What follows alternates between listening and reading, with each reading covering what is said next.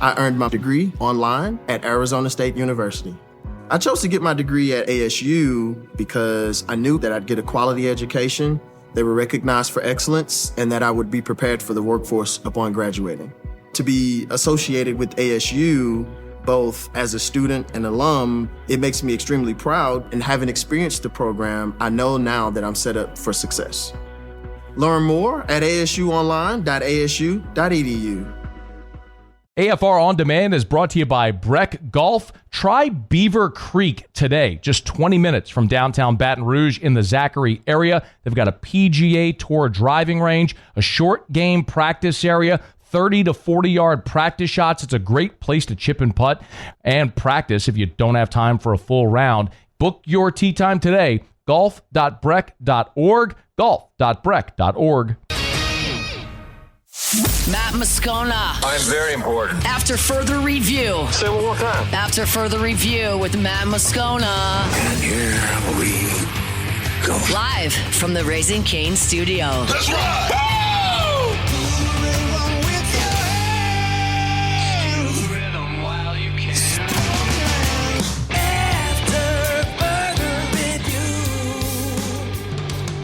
Hour 3, off we go. Welcome aboard. Glad you're with us. AFR, presented by Don Juan Cigar Bar. Matt? You're a loser, Matt! Shut up, kid. Paul O'Neill. They're chanting Paul O'Neill's name. Musso. And Mr. Toby Tomplay.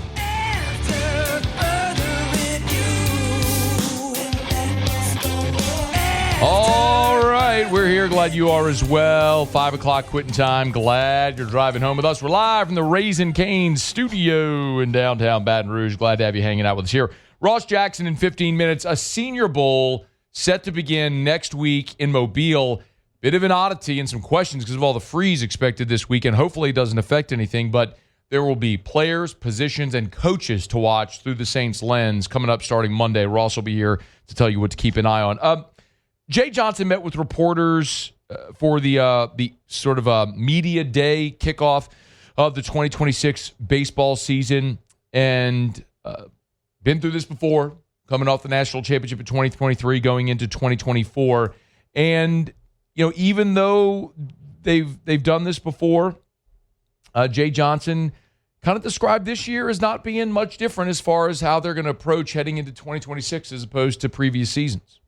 I think we have set a good blueprint of what it's going to take to be successful, and those things aren't really that much different. Kind of a hallmark or staple of what we do here is always placing LSU, the team, and the program above individual needs. Coach to player, player to coach. And I feel like we have a group that understands the importance of that. And by doing those three things of honoring the process, holding a really high standard, and team over me, I think we have the right blueprint. And then it comes down to playing good baseball. And we'll put 1,000% effort into that to make each player the best that they can be and the team the best that it can be.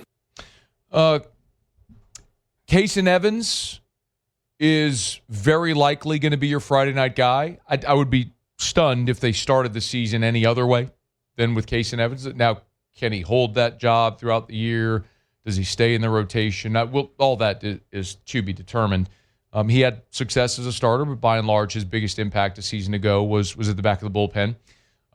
We've seen this before with talented relievers who try to make the switch and struggle, and talented relievers who do make the switch to be starters and are outstanding. So, but he had a lot of experience last year, did Kason Evans, and they're going to be calling on him in a different role this year. I think all those experiences can help. I think for him, I would say it wouldn't matter, though, because you know what you're getting as a competitor every time the guy takes the mound. I mean, the first time he took the mound opening day last year against Purdue Fort Wayne, you're like, whoa. And then got 3 or 4 starts, in SEC play. So well positioned. And, I've talked about this before. I don't know, there's a more important player, that we've recruited here. He's obviously got a lot of ability, but the makeup, the character, the competitiveness, kind of those 3 things I just talked about and outlined. I'm not worried about that guy getting himself ready to compete and to win. There is truth that preparing to be a starter is different physically than preparing to be a reliever. And so having an entire offseason preparing to be a starter, I think will serve Casey Evans well. He's going to be a fascinating thing to watch. Look, you're replacing Kate Anderson and Anthony Einson. You're replacing the two dudes, the horses that carried you to a national championship. So you have tons of options and guys with ability. Who's going to step up? Casey Evans is going to be the guy at the front of the rotation, get that first opportunity. The other thing that's really interesting, too, is with all the conversations we've had about NIL and the rev share era and what it's meant for Lane Kiffin and football. I have said over and over, the program at LSU that is most affected by this is LSU baseball, because there's a lot of programs in the country, athletic departments, that if baseball is good, fine. But if they're not, fine. At LSU, that's not the case. Everyone here, top down, demands baseball be awesome. The challenge is in the rev share era, 75% of the revenue share goes to football, and then you trickle down with the majority going to basketball, men's basketball, and then women's basketball, and then that last 5% is divvied up among the rest of the sports. So it's really challenging when baseball gets a pittance, a relative pittance, and those numbers aren't disclosed, but I believe it's less than $1 million that baseball gets, and that's not enough to build a roster, a roster capable of winning a national championship. So you have to do it on top of revenue share.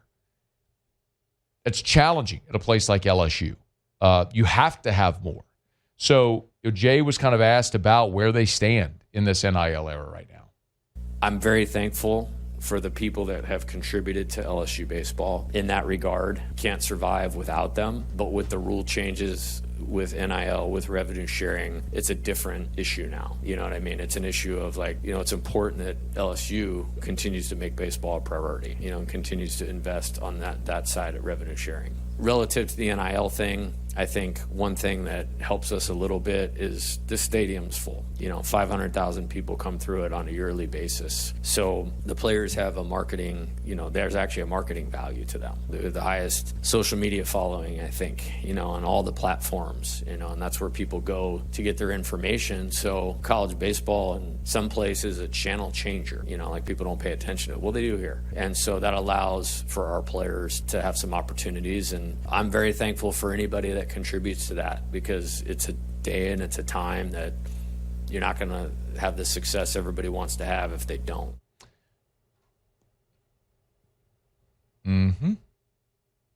Listen, Terrio and I talked about this a week ago, and I will say it as plainly and as bluntly as possible. If you are a business owner interested in doing NIL deals, the program on campus that would stand to benefit the most from you helping them with NIL deals with their players is Jay Johnson and the LSU baseball program. Football is going to get what they need, always. Always. Basketball is going to get money through the revenue share. Baseball is the one that has the highest. You heard him say at the beginning of that cut where he needs LSU to continue making baseball a priority. What he's talking about is the revenue share, which is what I just talked about. You get $20.5 million to spread among all the sports. 75% is going to football, 15% is going to men's basketball, 5% is going to women's basketball, then 5% is divvied up among the rest of the sports on campus. It's not enough.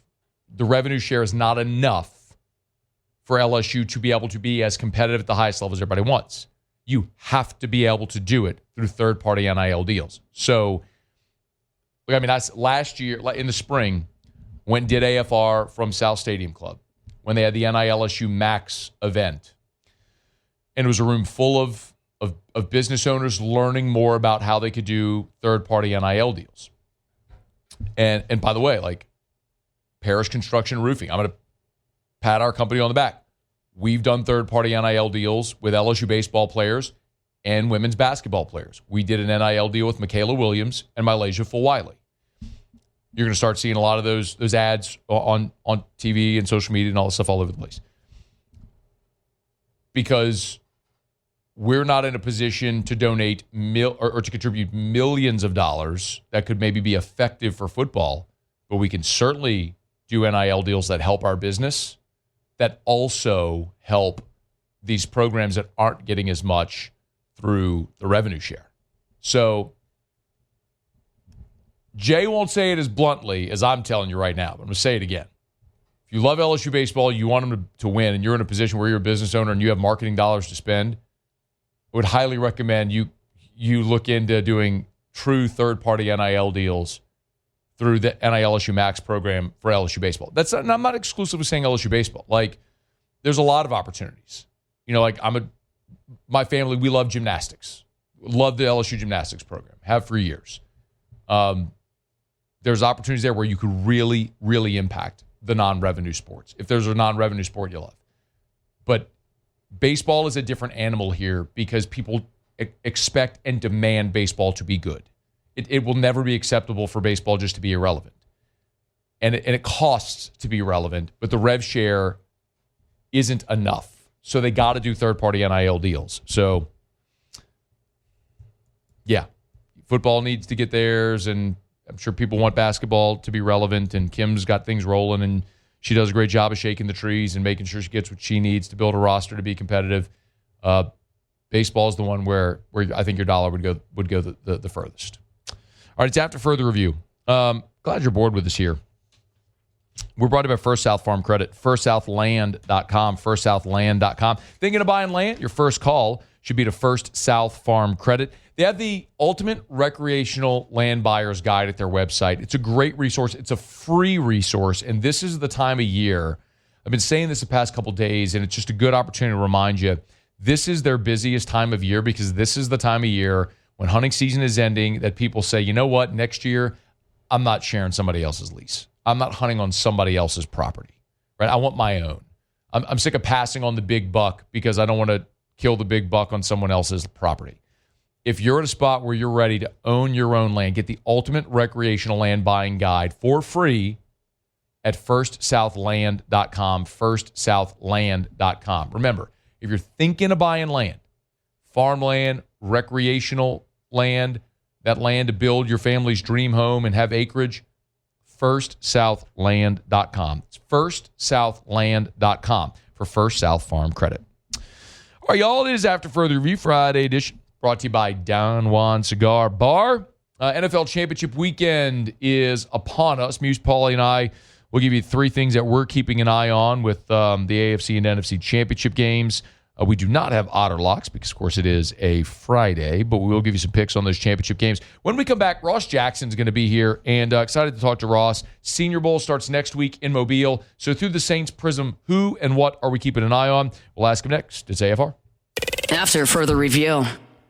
So I've been telling you for weeks and weeks and weeks and weeks and weeks now about making sure that your heater is in tip-top shape for the coming cold weather. Now, it's 65 degrees right now at the end of January, which is bizarre, but we live in Louisiana, so that happens. But what's the old adage about living in Louisiana? You don't like the weather, wait 10 minutes. This weekend will be a great illustration of that because we are headed for rain and a deep freeze. When we come out of this, it is a perfect time to remind you to call River City's 1 Hour Air. Now, for whatever reason your heater malfunctions, doesn't keep up, it's not working right, funny noises, funny smells, don't take that for granted. Don't ignore it. You don't want your heater to be hazardous. So call River City's 1 Hour Air, 752-0001, 752-0001, where they're always on time or you don't pay a dime. After further review with Matt Moscona, presented by Don Juan Cigar Bar.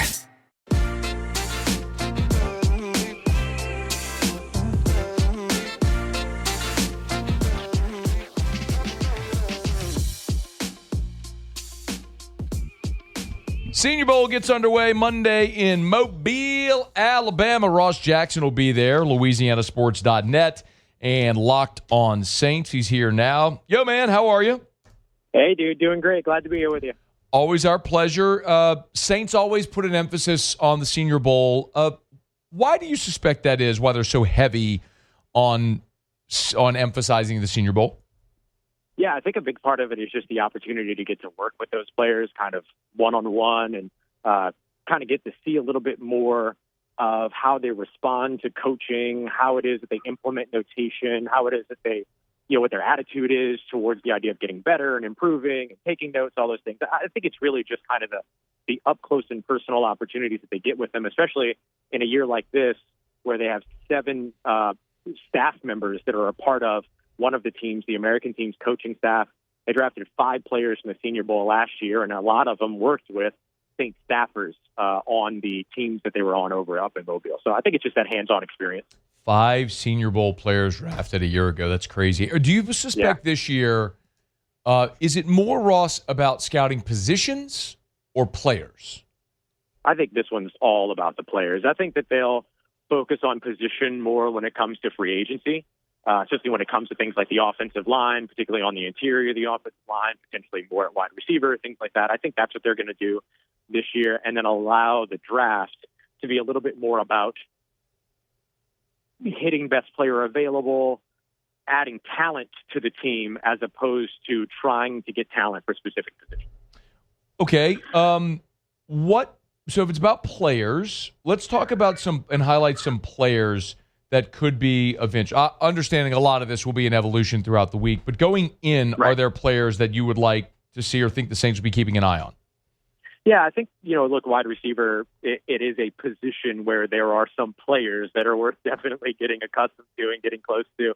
If I'm the Saints going into the draft, I'm kind of focused on offense a little bit. I'm trying to add to defense and free agency and maybe plug in a couple of other spots in free agency. But otherwise, I'm looking at the draft. And so at that spot, wide receiver out of Indiana, Elijah Surratt, one of my favorite wideouts in this class, 6'2", 200 pounds. We'll see what his official weigh-in looks like, but that's his listed measurables. Came in under 1,000 yards this year, but led the FBS D1 with 15 receiving touchdowns.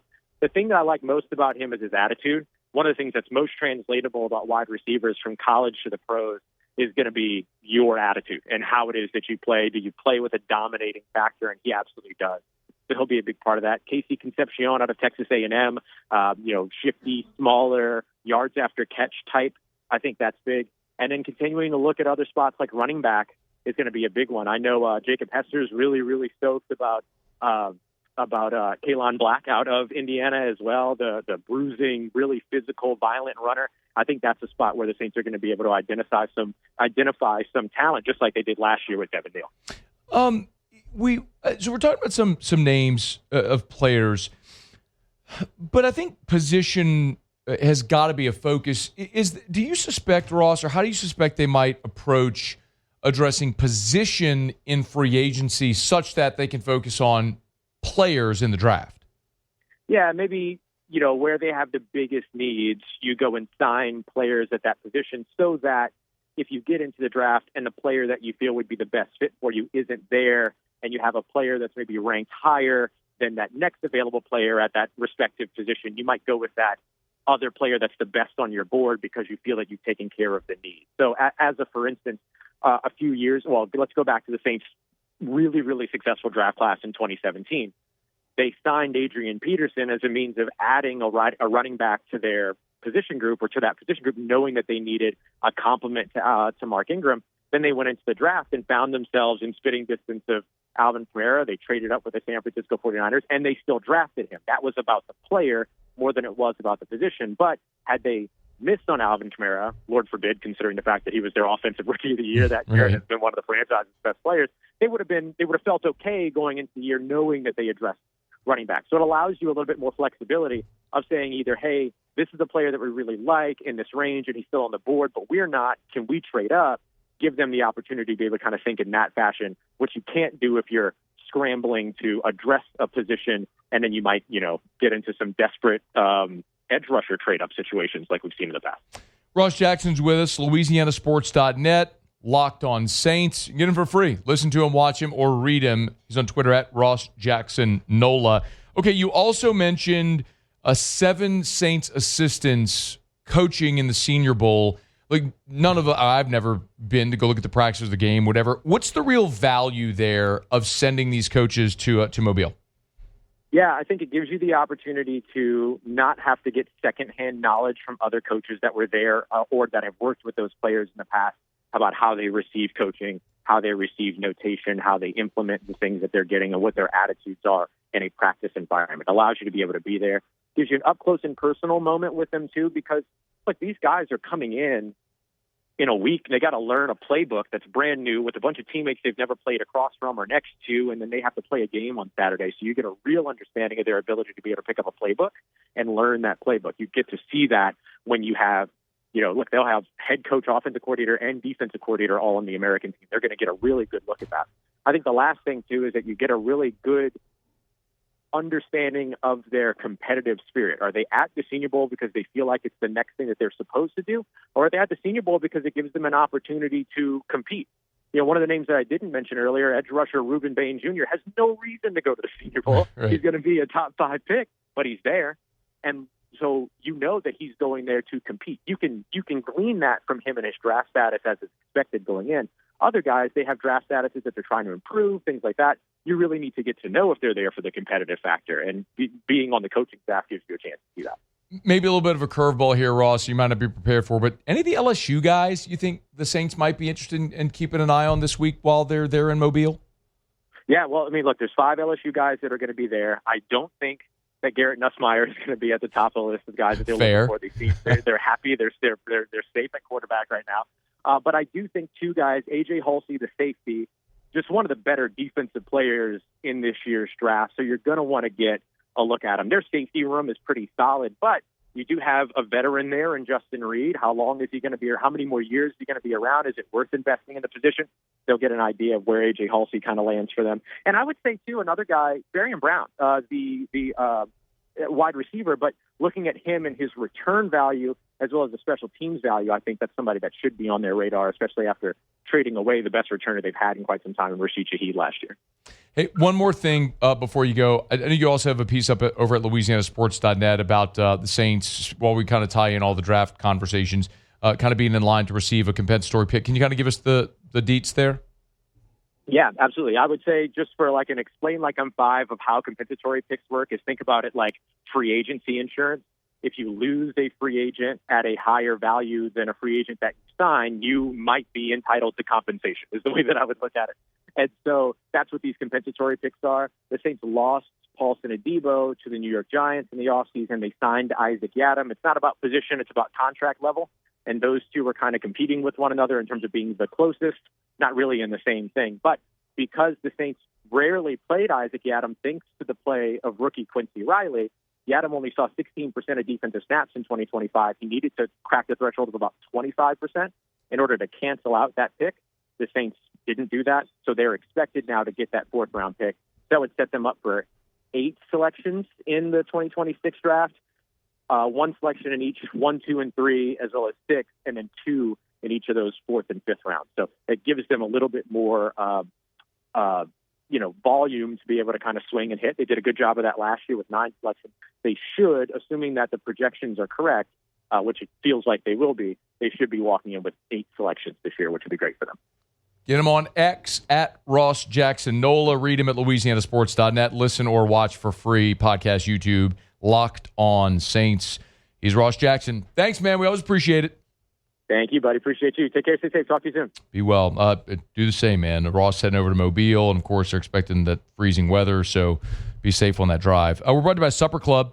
Get your reservation, supperclubbtr.com, supperclubbtr.com. Hey, remember, over at Supper Club, Valentine's Day is 3 weeks from tomorrow. So you're talking about 3 weeks from Saturday's Valentine's Day. Now, they're already booked. Okay, they're booked for Valentine's Day. And when I talked to Chef Layton earlier this week, they were pretty full for Friday, but maybe could squeeze a few more in there. But I want to remind you that is Mardi Gras weekend. That's the Endymion Bacchus Orpheus weekend. So many people, like Saturday of Endymion is Valentine's Day. So many people are going to be in New Orleans on Valentine's weekend anyway. So why not do your Valentine's dinner at Supper Club earlier in the week, and then if you're heading down to New Orleans for the parades, cool. You got Valentine's, and then you go down to New Orleans. And if you're going to be celebrating Valentine's, of course you're going to be celebrating Valentine's, what better place to go than the most romantic, most Instagrammable spot in Baton Rouge or anywhere with the best food, the best meal, the best ambiance. It's Supper Club, y'all. Eric and I were there just this past Saturday. I practiced what I preach. We were there this past Saturday for our wedding anniversary dinner. SupperClubBTR.com for your reservation. Y'all don't blow it. Don't miss it. Get your reservations the week of Valentine's Day. They still have availability the week of Valentine's Day. They're booked for Valentine's Day on that Saturday, but they still have availability throughout the week if you want to get into Supper Club. SupperClubBTR.com. SupperClubBTR.com. All right, y'all, it's AFR. We are brought to you by Don Juan Cigar Bar there in Town Center.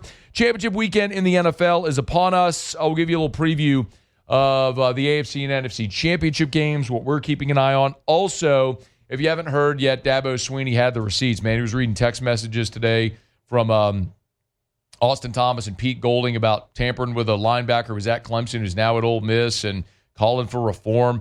Dabo Sweeney, the moral compass of college football, who's just going to keep losing. But also, Ole Miss, be careful pointing fingers, dog.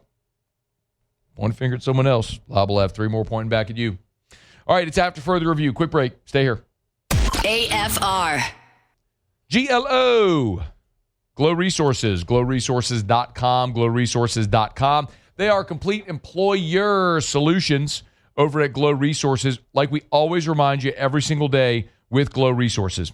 They are permanent solutions. So this is not a temp staffing agency. They are a permanent solution that represents the client, you, the business owner. And every order is specific, and they seek individual who meets that client's criteria. So no matter what industry you're in, if they specialize in skilled blue collar, if you're looking for welders, carpenters, heavy equipment operators, crane operators, whether it's civil construction, maritime, service companies, appliances, they even have a professional placement division. So if you're looking for any type of office job, they can help you fill it, and they source people all over the world. Check them out online, GLO, glowresources.com. After further review with Matt Moscona, presented by Don Juan Cigar Bar.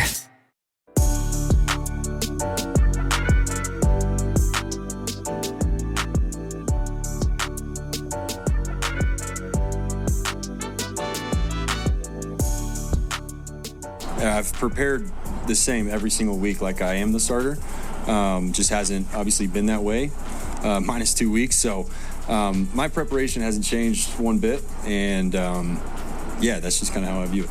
Jarrett Stidham set to start the AFC Championship game for the Denver Broncos. Championship Sunday in the NFL, AFC, NFC Championship games. We do this during the season. We call it What to Watch. We'll do a Championship Sunday edition. Hit it. Here's what we're watching this football weekend. All right. Who starts? Muse, do you start? I start. Paul start? Yeah, no, I start. Yeah, I mean, unless you want to switch it up. Yeah, all right, I'll start. Oops. My bad. It's not my fault. I didn't push the button. Didn't say it was. Well, you said my bad, implying like it would be somebody else who would be confused. You're the one with the buttons. Well, I was really just like accepting blame there. Anyway, we're going to keep a close eye on Will Campbell versus this Denver pass rush. Shout out to Dan Orlovsky for this stat he gave out earlier. Will Campbell in two playoff games has lost 8 pass block reps. That has resulted in 13 pressures, 4 incompletions, and 3 sacks. You look at Denver, they come into this game with 71 sacks as a team. That leads the NFL. If Will Campbell, who is the second highest graded left tackle in the regular season, can help keep Drake May clean, that could be the defining factor in New England winning or losing this game Sunday. Rookie wall, bro. I'm keeping an eye on the Broncos running game. So with Bo Nix out, will the Broncos rely on the running backs? RJ Harvey has been the lead running back since J.K. Dobbins. Since J.K. Dobbins has been out since foot surgery. Harvey and Jaleel McLaughlin could split the carries. Harvey has 540 rushing yards on the season. McLaughlin only has 187. Can they pick up the slack from Bo Nix's legs in the ground game? Well, I mean, of course, Jarrett Stidham making his first start since Week 18 of the 2023 season. Initially drafted by New England, now will face his former team in the AFC Championship game. It would be a pretty incredible story, but man, this is going to be a tough task for Jarrett Stidham going against some of his former teammates there in New England, as Muse mentioned, a pretty ferocious pass rush from Denver. Speaking of quarterbacks, Sam Darnold and his oblique injury. He says he's good. He says he's ready to go. He played, obviously, a week ago against the Niners, but he was not asked to do much. Sam Darnold in the regular season averaged 28 pass attempts. In that game Sunday against the Niners, 17. I mean, they really cut his workload down. You had great running from Kenneth Walker, obviously, in that game to help pick up the slack. And, I mean, turnovers to special teams, all of it. But against this Rams team, Darnold might be asked to do a little bit more. And with that, does the injury impact him a little bit more? I'm keeping an eye on Seahawks number one receiver Jackson Smith-Njigba. He led the NFL in receiving yards with 1,793 this year. He ended the regular season with 119 receptions, 10 touchdowns. But last week versus the 49ers, he only had 3 catches for 19 yards. He did score once. But in the 2 games versus the Rams this season, 17 catches, 201 yards, and a touchdown. So if he can replicate those numbers versus the Rams, it should be a good day for Seattle. Paulie said he's watching Denver's running game. What about New England's running game? Travion Henderson, not been good in 2 postseason games, but Ramondre Stevenson's been really efficient. Denver, meanwhile, one of the best run defenses in the NFL during the regular season, allowing 91 yards per game, just 3.9 yards per carry. The Bills, however, did run for $183 last week in Denver, averaging better than 5 yards a carry. Let's see if New England can get their run game going Sunday in Denver.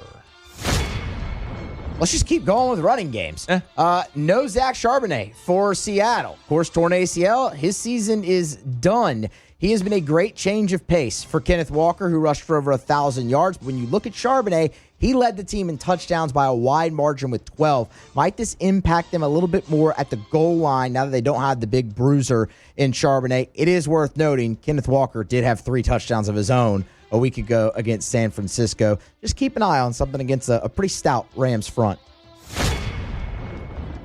What about the Denver defense versus Drake May? So the Broncos led the league with a franchise record, 68 sacks this season. They sacked Josh Allen 3 times last week. They forced Allen to turn the ball over 4 times. He had gone 6 straight playoff games without a turnover. In the playoffs, Drake May has been sacked 10 times, thrown 2 interceptions, fumbled 6 times, but lost 3 of them. And do you go with the experienced team or the hot team?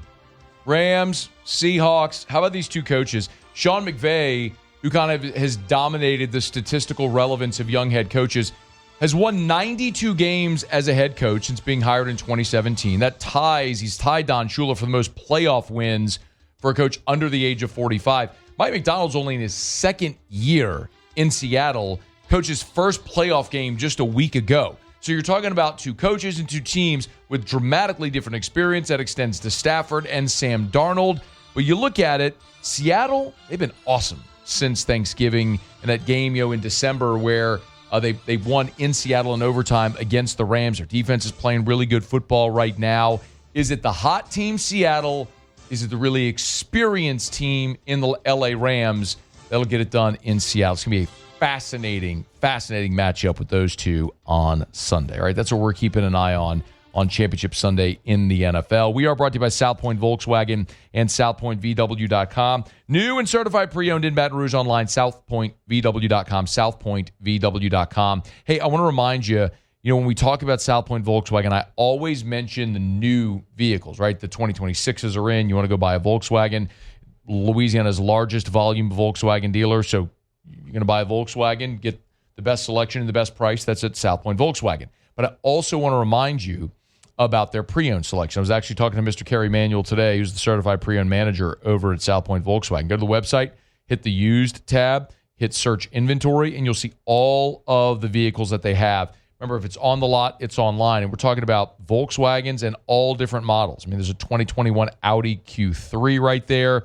There's a Subaru Outback. 2023 Volkswagen Atlas. So yes, they have pre-owned Volkswagens, but they also have all different makes and models. You could search that inventory online at southpointvw.com, southpointvw.com. Shop by vehicle, year, make, model, price, all of it. Narrow your search, work out your financing. You do it all at southpointvw.com. Louisiana's largest volume Volkswagen dealer, South Point Volkswagen. What's your direction? You have picks? Championship game picks? Yeah, sure. I'm going to go with the Rams over the Seahawks, and I think the Patriots squeak one out in Denver. I think it's much closer than people think. What's the line? 4 or 5? 4.5 is what I saw before I came in here. One score game. All right, so Rams, Patriots, Paulie. I'm going to go with, let's see, Patriots and Seahawks. All right, I'm with Muse, Rams, Patriots. I'm just going to go with Stafford and McVay. I do think it matters. The experience matters. Maybe Sam Darnold gets it done on their home field. Mike McDonald, maybe they get it done. But if you make me pick in this situation, I'm going to go with the guys that have been there before. It's not to say that an upset can't happen. I will be fascinated to see if Sean Payton somehow finds a way to win in Denver with defense in a running game with virtually no quarterback play. And I'll remind you that Denver, last time they won a Super Bowl 10 years ago, was with Peyton Manning, where, yes, it's Peyton Manning, but Peyton Manning couldn't throw a ball 10 yards by the end of that season. They had an elite-level defense. They ran the football, and they rode that to a Super Bowl championship in 2015. So I'm not suggesting Jarrett Stidham is Peyton Manning or even gives the threat of even a limited Peyton Manning, but it's just to suggest Sean Payton's a great head coach, and, home field, they'll have the advantage. Drake May is still a young quarterback. I think Muse talked about the struggles Will Campbell has had. You try to protect Drake May against that pass rush with an offensive line that struggled to protect him. And look, Will Campbell is fantastic. I don't think that it's a situation where the people who talked about his short arms or anything like that, right? I think it's because he's been fantastic all season. I think it's a situation where he is hitting his rookie wall. I mean, when you think about playing 3 preseason games, 17 regular season games, he also had an injury late in the season, and now 2 playoff games. It's 22 games plus a bye week, which is 23 weeks, and then throughout camp as well. Like, this is the longest Will Campbell's ever played football. I mean, you're now through the end of January. So, yes, it's the rookie wall is a real thing. I think guys have to get accustomed and acclimated to that. And you're going against some of the best. I mean, he's going against Will Anderson last year. That is a very unenviable task when you're hitting a wall and having to go against the best in the world at what you do. So we'll see how Will Campbell holds up. Be fun to watch the LSU guys this weekend as well. All right, it's After Further Review. Thanks for hanging out with us here. Friday shows are brought to you by Don Juan Cigar Bar. We'll wrap up the show next. No Otter Locks here on a Friday, but if you missed it, the story of the day, Dabo Sweeney with receipts on Ole Miss, calling out Austin Thomas and Pete Golding by name, reading text messages. Got some reaction to that to wrap up next here on AFR. AFR. If you are a man who is currently on hormone replacement therapy, I would highly, highly, highly recommend you reach out to Goodwood Men's Sexual Wellness. Yes, they do ED treatments. They have the peptide therapies that I've told you about.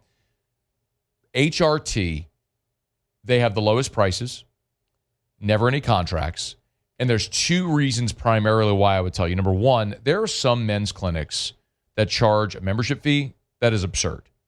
If you're paying a membership fee to your men's clinic, you need to leave them immediately.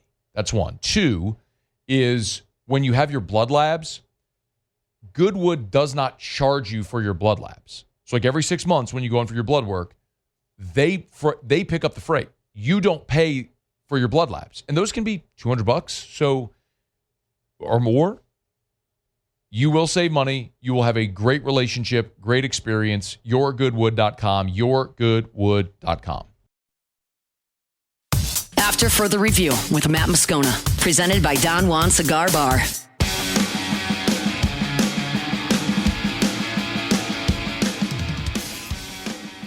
Like, there's tampering, and then there's blatant tampering. And it's total hypocrisy because all this is going on while they, on the other side, are trying to fight their defensive end from going in the portal.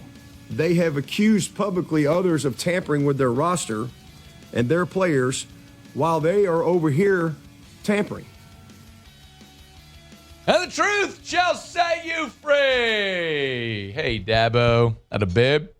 Down the stretch we come. Final segment here on a Friday edition of AFR, presented by Don Juan Cigar Bar. it got tipped off earlier today that Dabo was going to have a press conference and was going to bring the receipts, and boy did he. If you want to find it, there's about an 8.5-minute video of Dabo basically, reading the receipts. If you're not familiar, Luke Farrelly's a linebacker who's at Cal. He transferred to Clemson. He was at Clemson. He moved into his apartment. He was enrolled in school at Clemson. And then Ole Miss started tampering to get him to go to Ole Miss, which, by the way, I'm okay with that. LSU just did that with Prince William Mielen. Miami tried to do it with Darian Mensah. LSU was going to do it with Damon Williams. Like, this is a very common thing everywhere. So I have no problem with it at all. The problem is what Dabo said, is Ole Miss moaning about tampering with Prince William Mielen. And I'll go even further back. And it goes further back, and I'll read this quote for you again. Walker Jones, who is the head of the played at Ole Miss, is the head of the collective at Ole Miss, gave an interview to Ross Dellinger at Yahoo when all the back and forth was going with LSU's assistants and all that stuff. And he said, quote, Ole Miss's collective director, quote, it's unfortunate what's been going on with our players and their former head coach and staff. Having to deal with the pressure of making future decisions while trying to prepare for a playoff run is not a sustainable model. Yes, does a bad calendar and lack of true oversight hurt? Of course. But so does poor character and lack of respect for your former employer and players.